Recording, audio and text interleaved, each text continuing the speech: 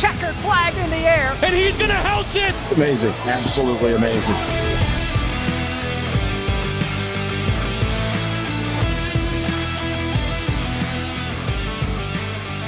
What's going on, everybody, and welcome to another Angle of Pursuit podcast, your fantasy football, sports betting, and NASCAR home. I'm your host, Kyle Robert. You follow me on Twitter at NotoriousKRO. With me to break down what would normally be the final week of the season. We actually have a whole nother week after this. It's Brian Twining. What's up, Brian? What's going on, Kyle? Yeah, it is kind of weird thinking that we're in week 17 and this is not the end of the year.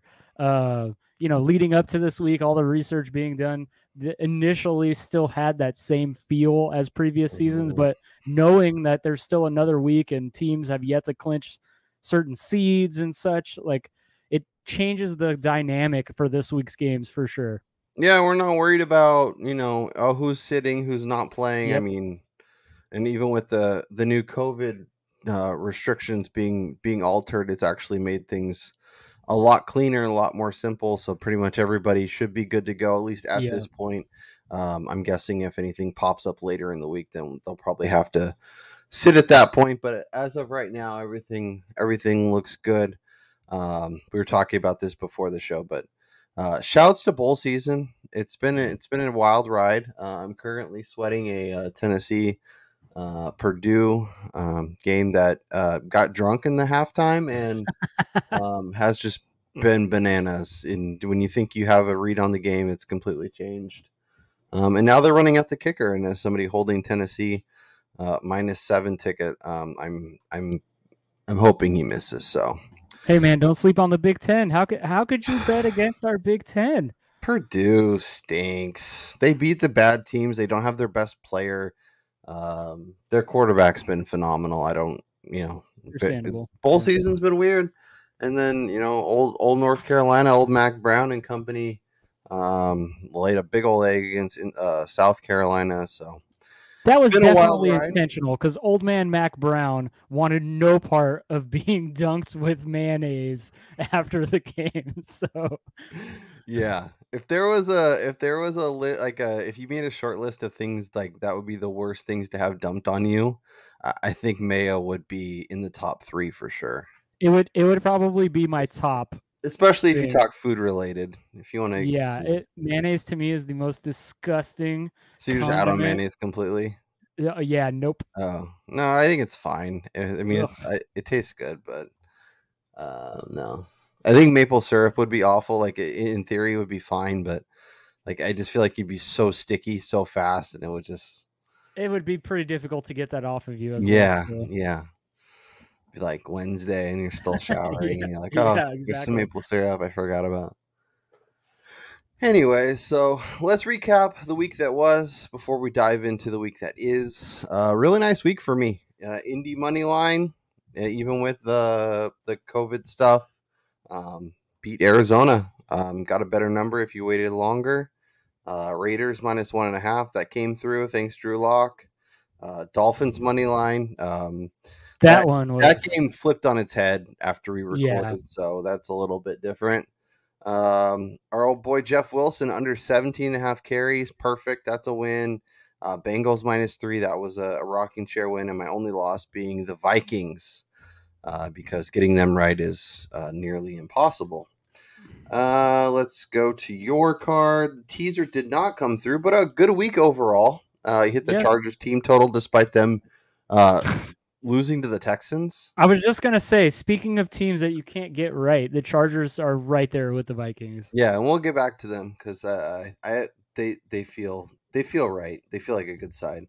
You had a nice little run with your props. Jeff Wilson, longest rush. That was a win.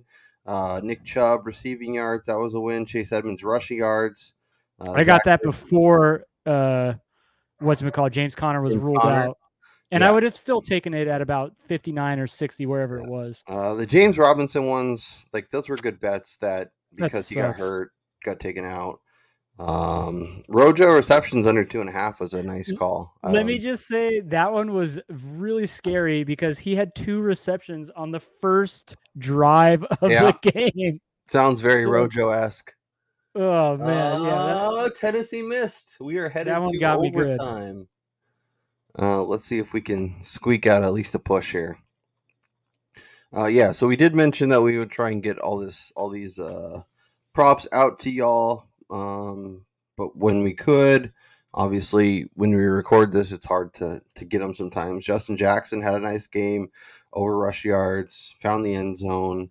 And then Amari Cooper, that was a nice call too. Like he has 3 to 5 games a year where he just balls out, and the game against Washington was one of those. How are you feeling? I mean, obviously we'll talk Dallas here in a bit, but do you feel better after that game? Do you feel like that was kind of like a blip on the radar? Where's your head I at don't really mentally? know how to feel about that matchup against Washington because they've been dealing with a lot of lost players due to injury, COVID over the last couple weeks.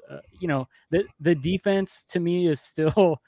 It's very surprising to see how good they're playing, and they're only getting better with the return of DeMarcus Lawrence at defensive end. Randy Gregory's finally up to full speed.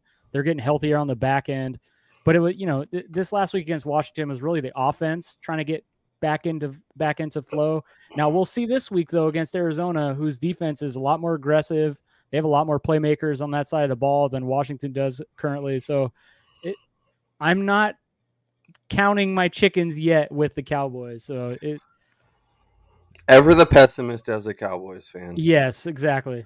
Let's head to Sunday. Let's talk the early slate and let's run through some of these games. I'll let you go first. What of the obviously we're on the West Coast, 10 a.m. for us. What game is jumping out to you the most? Man, we talked about this prior to the recording. This week's slate is really difficult for me to kind of pinpoint which sides I like. I mean, there's a lot of big lines. There's a lot of really big matchups. Yeah. One of the ones that I find myself gravitating towards, and I do have it on my card, and I'm kind of surprised by this, but that's your Tennessee Titans laying 3.5 right now at home, which I think is the crucial part of this because Miami, for everything they did well on Monday night against New Orleans, you can see that they're not built to play teams that have good offenses because they were slowed by New Orleans defense. The Saints offense, if Ian Book wasn't like a deer in the headlights, this game would have been a lot closer. And I do think that Tennessee, AJ Brown, they held him out of practice today, but that's precautionary. Yeah. Tennessee's getting healthier. All these COVID players are coming back. They're at home. It's probably going to be really cold. I think that this is a spot where Tennessee just mans up and just dominates in the trenches and, just bodies up on the Dolphins and smashes them.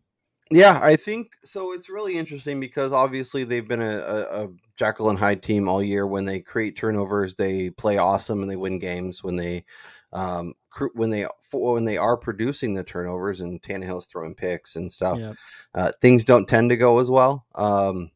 Obviously, having AJ Brown last week, it was amazing. They about halftime decided to start throwing him the ball finally, and they absolutely won. So it's weird how that works. It's like you have a good player and you get him the ball, and then he goes off and scores points. I mean, it's a wild idea, but it ended up working out for him.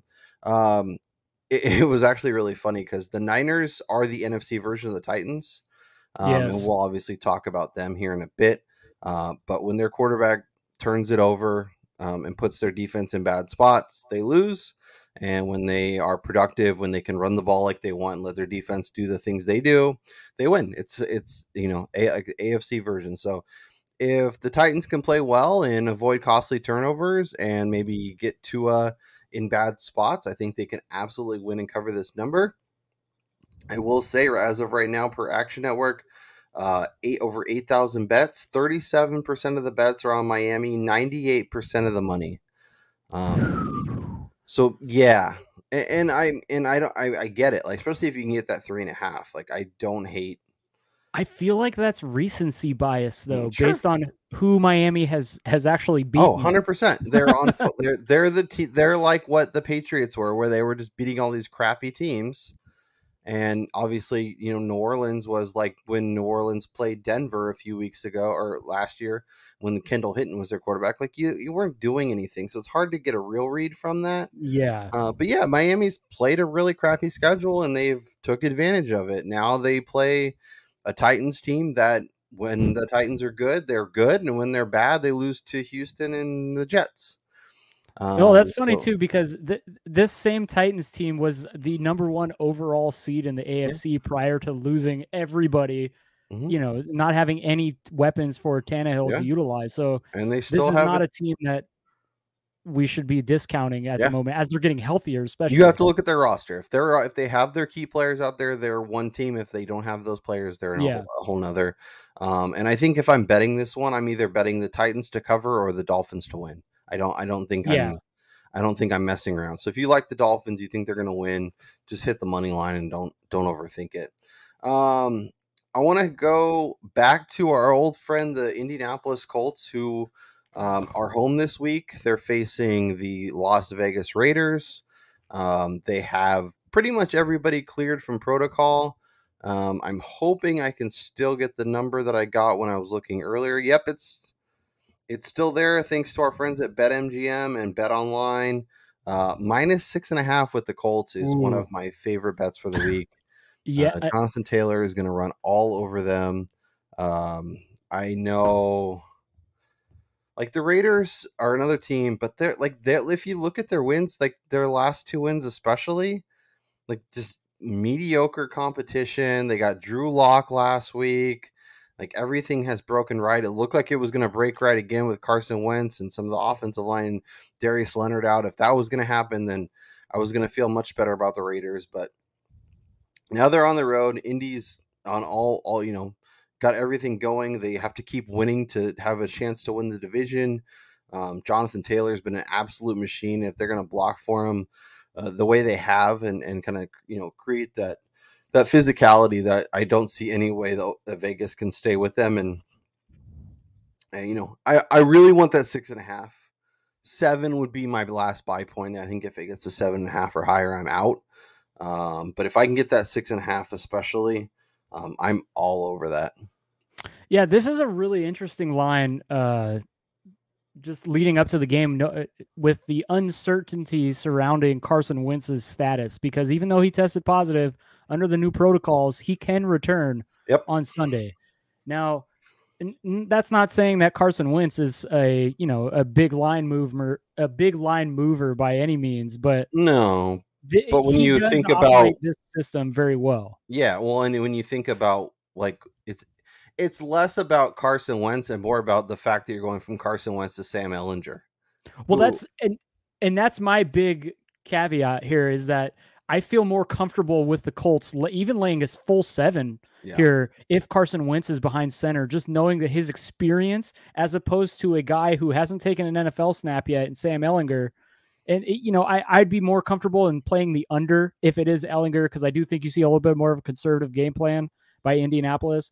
But, with Wentz behind center, I fully expect the Colts to utterly dominate this game against an undermanned Raiders squad. And you could play this a few ways. Like, you can be patient if you really like Indy, and kind of wait, or you can say, hey, I can get a touchdown with the Raiders. I can, have that in my hand. And then if Carson Wentz is ruled out and you still like the Colts, that line's what, 3.5 at the best. So you could try and middle it. You could give yourself an out both ways if it gets wonky.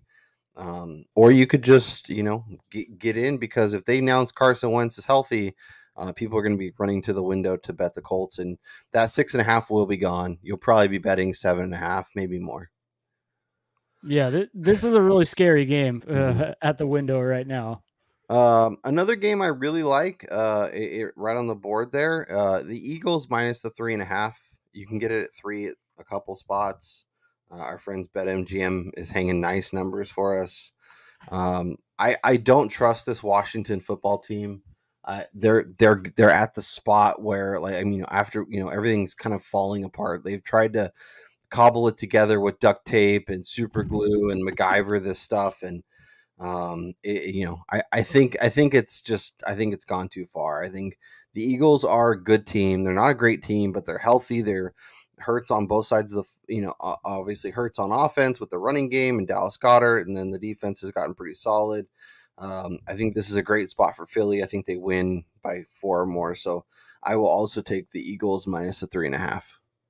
Yeah, I like that call a lot just because Philadelphia has been playing some of the best football in the NFL, and that's kind of because they've gotten back to what causes them to win games. And yes, Kyle is currently suffering. I'm just the Tennessee crapping the bed. just letting me down.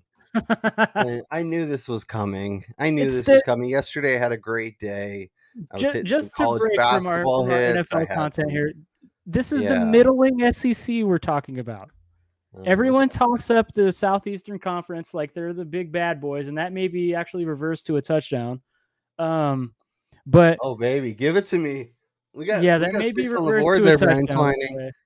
But it's funny. This happens every year with the SEC conference. These guys, they come into these lower division bowl games and they meet middling teams from the other conferences and they lose. And it just proves the point that yes, the top teams in the SEC may be great, but the rest of the conference is garbage. Yeah.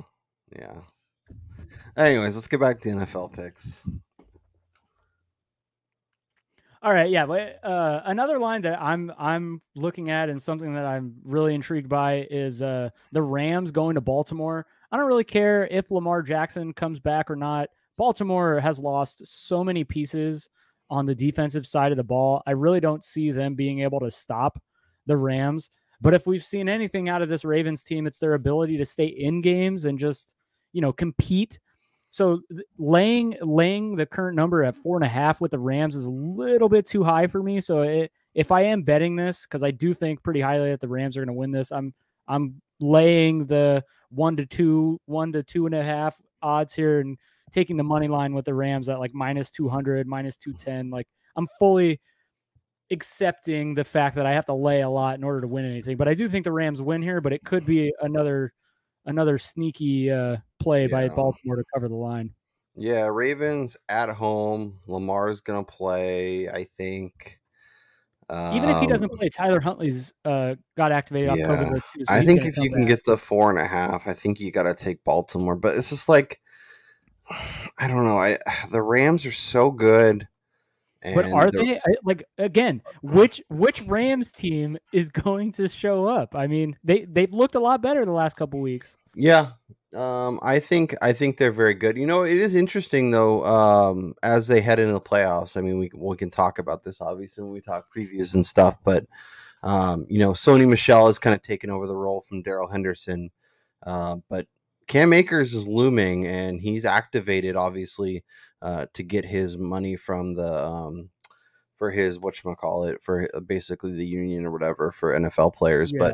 But I do wonder if he could be a real. Wait, they didn't call that a touchdown? Oh my god! They probably said forward progress. These refs, I tell you what. Probably Big Ten refs. No, they're Pac-12 refs, which tells you everything you need to know. They watch Pop Warner football every weekend. So, all right, let's go back to the morning window. Jags plus 16.5. I'm not touching this game, man. I cannot. I know it's Jacksonville. I know they're atrocious. I know they're poorly coached. They're poorly played. Their quarterback play is weak. I think New England goes in there. I think they run the hell out of the ball. Or actually, I guess it's technically home. They run the hell out of the ball. They play good defense. They get out of there with a win, probably by 2 touchdowns, but not by 3 scores. I will take the 16.5. I will hold my nose, and if I lose, I lose. Honestly, I guess that's the safe side here, just because New England is not set up to beat teams by multiple scores, and that's kind of the same thought process we had way back when we took Houston with a big, as a large underdog against this Patriots team. Just I worry about Jacksonville's inability to be effective at all, and the fact that if the Patriots are playing with a bunch of short fields this weekend, we could literally see them do what you just said, get up 2 touchdowns, and then they grind the hell out of the ball in the second half, kick a couple field goals, and this game ends up 23-0. Right. Or we have the scary outcome for me is the Monday Night Football game against Atlanta, where Atlanta was in the game the whole time, but they had 2 red zone trips they couldn't score. And then they had the backup quarterbacks come in, pick six, and all of a sudden, New England wins by 28. Yeah. And obviously we don't have to wait for the backups. Davis Mills can handle that absolutely. I guess Trevor Lawrence. I don't know. You started talking about the Texans and I got confused. But I think the Jags can do enough here. I think it's going to be close. I think New England's got an eye on the postseason and it's just going to do just enough, and that may be enough to get to 17 or 21. Oh yeah, there's Tennessee scoring again that they're still not counting. I hate this sport so much. Anyways, any other 10 a.m. We should talk Chiefs Bengals. Currently 4.5, 5.5, depending where you look. This is a sit back, relax, and enjoy game. Yeah. I think if anything, we'll talk prop bets here in a bit. But there is over on DraftKings from their weekly special. Let's see here. It's Patrick Mahomes plus Joe Burrow over 599.5 passing yards. So you need 600 yards from the two guys, which this will probably be honestly a game where they run more than we want because, it seems like it should be very exciting. But yes is plus 100, so you could get basically even money, which would be nice. So that's probably the way to bet it with some sort of prop bets or something. But I feel like that's a decent number on KC. Yeah, it's funny because my first lean here was going against what we've seen of late and taking Kansas City with the points, even though the Chiefs just, traditionally have not been coverers. Yeah. But I mean, everybody is on the Bengals right now. They looked great last weekend. I mean, the difference though is we've seen them put up these stinkers where they wind up losing because they're not playing as efficiently on offense. Whereas Kansas City, this is a battle-tested team. Everyone is healthy. Everyone is playing up to the Super Bowl level. This is a Chiefs team that has covered 6 straight, including a 10-point spread against Pittsburgh, a 10-point spread against the Raiders, 8.5 against Denver. Obviously 2.5 against your Cowboys, covered against the Raiders again. They haven't failed to cover since the game against Green Bay that Jordan Love played in. So that tells you how good of a streak they've been on, how well they've been playing. And I know Cincinnati has been playing well also. But this is interesting, Brian. So they failed to cover 2 games. They covered 2 games. They failed to cover 2 games. They covered 2 games. They failed to cover 2 games. They've covered 2 games. So Lord. Theory tells me they should fail to cover against the Chiefs and the Browns to close out the year. That would be the perfect ending to their season. That is a whole bunch of nothing that actually means nothing, but it could mean something, but it could mean nothing. I just thought, I like to look at repetition and patterns, and hey, I love trends, man. I'm all about the trends when it comes to betting, and I like to follow those. This is just one of those instances though where you could see the Bengals put up another repeat performance of last weekend, and they wind up beating up on the Chiefs, which we saw Buffalo do this year. Because it's not the playoffs. This team is built for a Super Bowl run, the Chiefs, not regular season championships. And so, you wonder where their head's at going into this game, although they do still have to clinch the number 1 seed. So, I'm leaning the Chiefs, but it's not a game that I'm looking to bet, really. Yeah. What about the Bills? 14.5 point favorite seems like a lot, but are we buying the Bills are back? The Falcons are the ultimate good against bad teams, bad against good teams. The Bills like to beat the crap out of bad teams. The one thing I will say about Atlanta is they do have that dude on the defensive side of the ball, and AJ Terrell, who can shadow a Stephon Diggs and limit what he's able to do with Josh Allen. Now, do the rest of the pieces, are they able to slow down the rest of the Bills passing offense? Gabe What they've been able Davis to do? supposed to be good. Cole Beasley's supposed to be good. Yeah, so I I think mean, Emmanuel Sanders is good for this game. So in but terms of again, this weapons, is such a big line. yeah. Any other early games you want to make sure we get on our card? Well, I'm betting the Bucks. I'm laying the 2 touchdowns against the Jets. This is Tom Brady playing the Jets. It's probably the logo he likes to see the most in terms of opponents. Like, outside of Buffalo, but he absolutely destroyed the Jets. He loved playing the Jets. He loved shoving it to the Jets. So I think that this is a spot that, with Mike Evans returning this week, you get to see the Buccaneers just kind of put the foot on the gas pedal as we head into playoffs. Yeah, this might be a great spot to look at an alt line, like Bucks minus 23.5 plus 270. The Bucks minus 20.5 plus 190. That could be a fun spot. Trying to find our old friend Jets team total to get a number there. I'm seeing first half. Oh, here we go. Jets team total 15.5. See, that's so low. I mean, the over is minus 120. The under is minus 110. And Tampa is so decimated on the defensive side of the ball. Now they still have Zach Wilson as their quarterback, so that's something to think about. Yeah. Oh man. I looked at it, but it just. The other thing you do is Zach Wilson under passing touchdowns is plus 200, under 0.5. So if he throws one, I find that ridiculous, man. It's minus 280 to go the over 0.5. Yeah, see, I would bet the under on that. Like, he can mess around and accidentally throw a touchdown. Or they could run the ball. He could have a touchdown, but it's a rushing touchdown. It's not a throwing touchdown, and they score 13 points or something. Like, that's completely logical. Let's go to the late window, and let's talk about the games over there. Obviously, not as much to go on, but it's nice with no Thursday and we only have Monday night left. We have a bunch of games that have compelling outcomes. First for me, I'm gonna go with the Niners.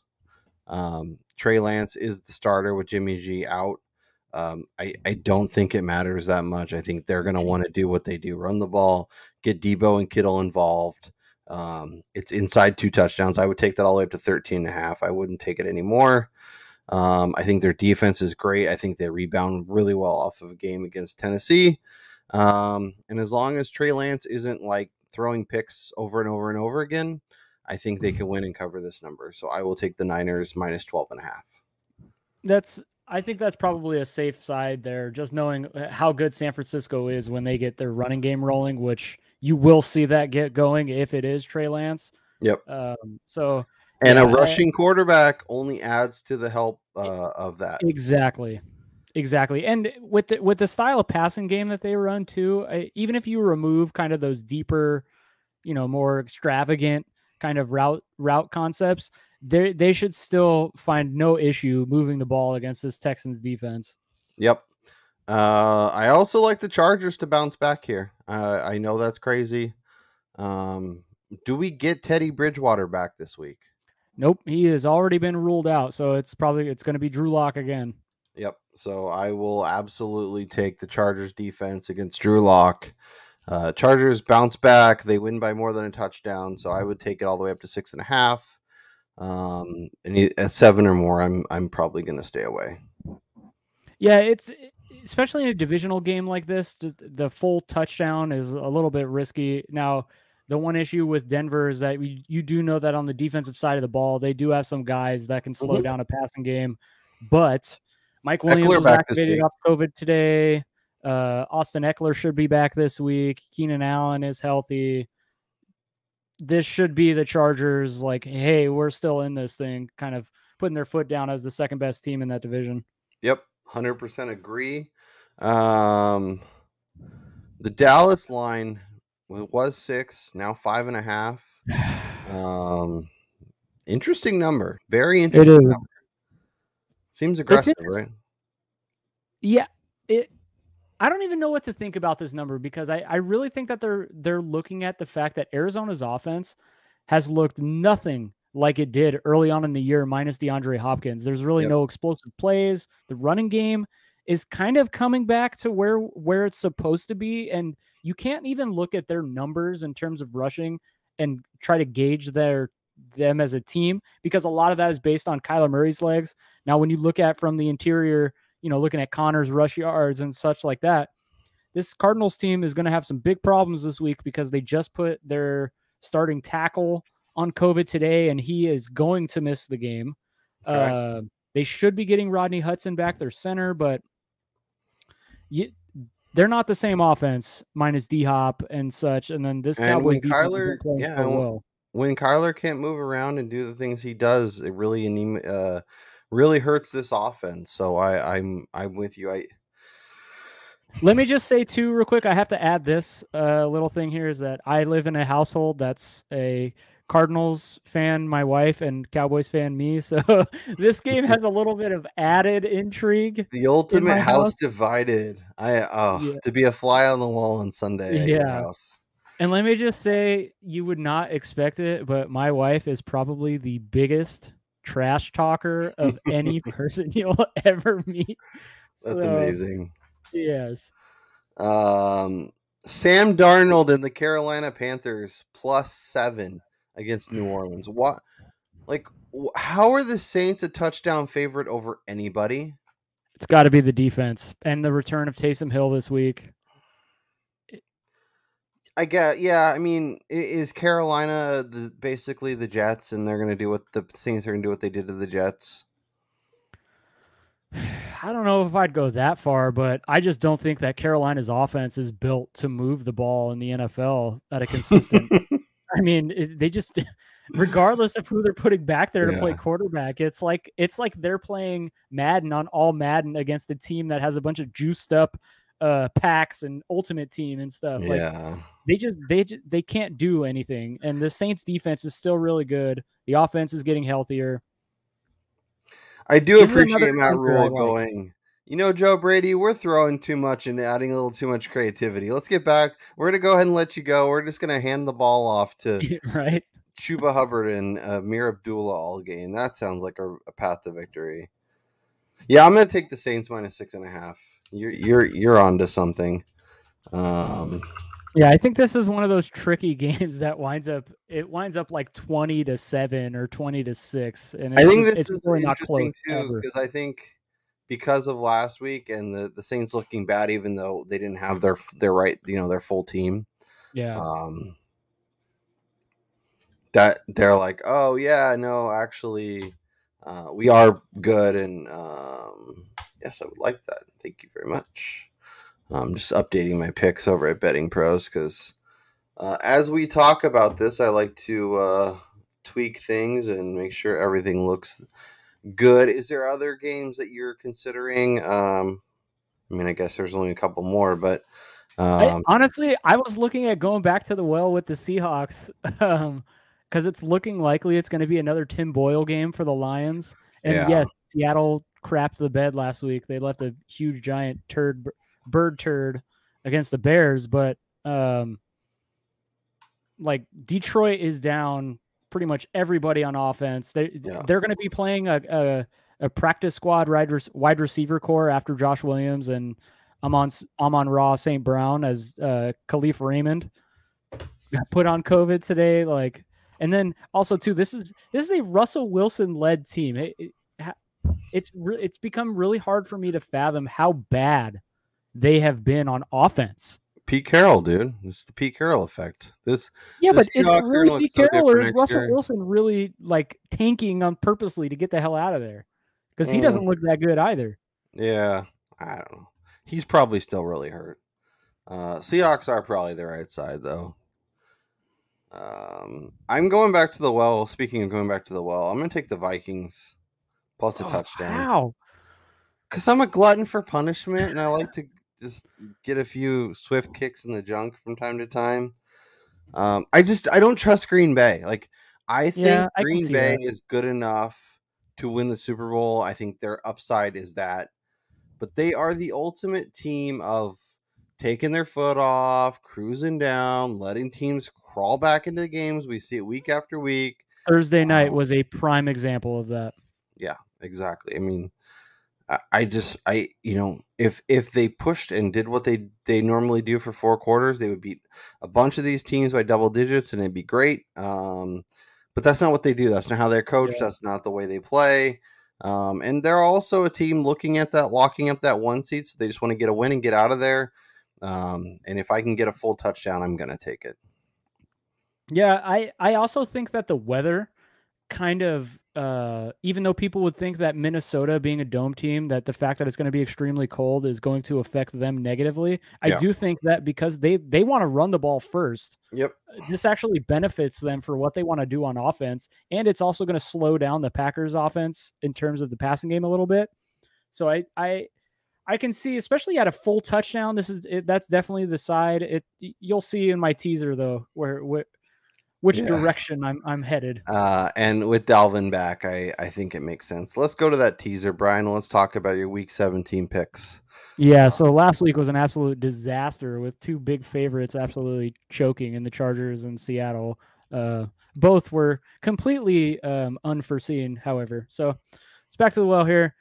Eagles at Washington. Washington's offense is just continuing to get worse and worse and worse. Antonio Gibson posted another DNP today, supposedly dealing with some sort of turf toe injury. They're going to be down to Wendell Smallwood and what was the other guy? Jarrett Patterson likely in the backfield because J.D. McKissick's still dealing with COVID, concussion issues. So teasing this up 6 points to over 50 at 51.5 and taking the under, I think is the spot here because as explosive as the Eagles have looked, they want to maintain the running game. And, I think this should just be an ugly game played in the 20s. So getting this at 51.5, taking the under. Another under I like, Jaguars at Patriots, teasing this up to 47.5. Like I said, Jacksonville's going to have an extremely difficult time getting the ball past midfield in this spot. And New England is not going to score 35, 40 points in this spot. So teasing this up to 47.5, taking the under there.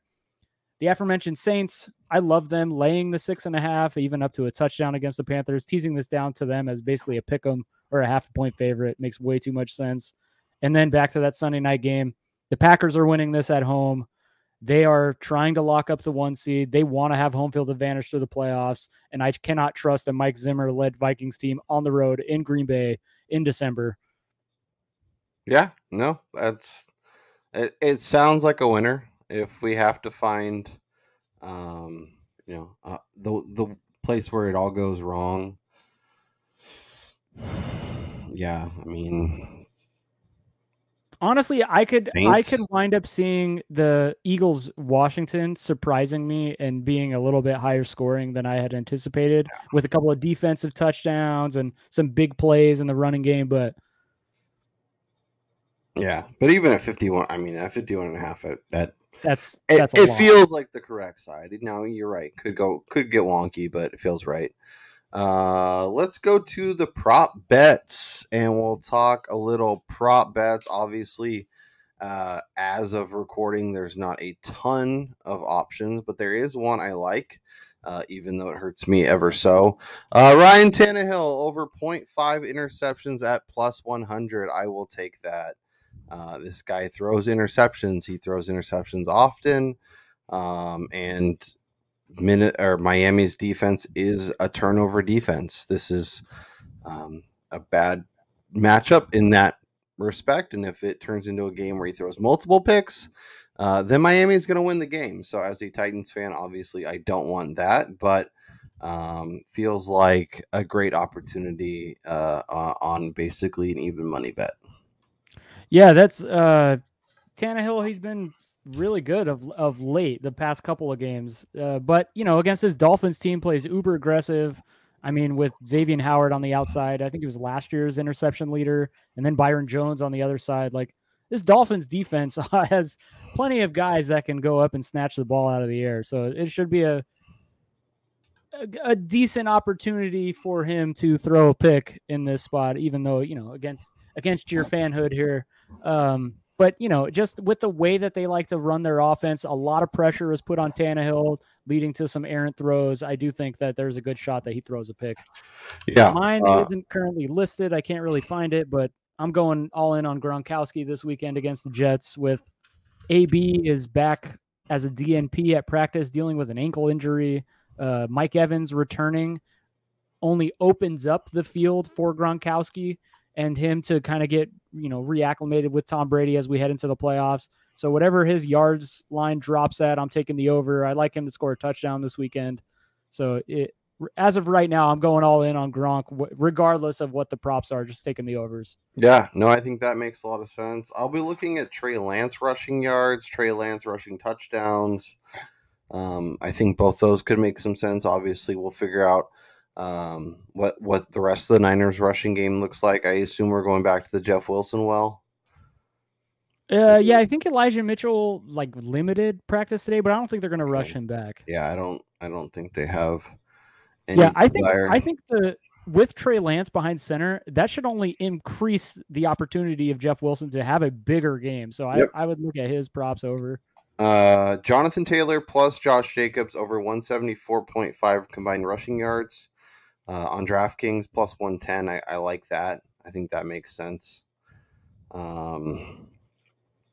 We were talking about a little bit before, but that could be 125, 130 yards from Jonathan Taylor alone. They just need Jacobs to do enough, and the Raiders are stubborn and foolish enough to do that themselves. So I like that. And then I actually, can't actually bet the under, which is annoying. But what do you think about Devontae Adams plus Justin Jefferson over 199.5 combined receiving yards?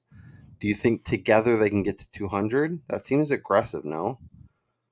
Yeah, that does seem pretty aggressive, especially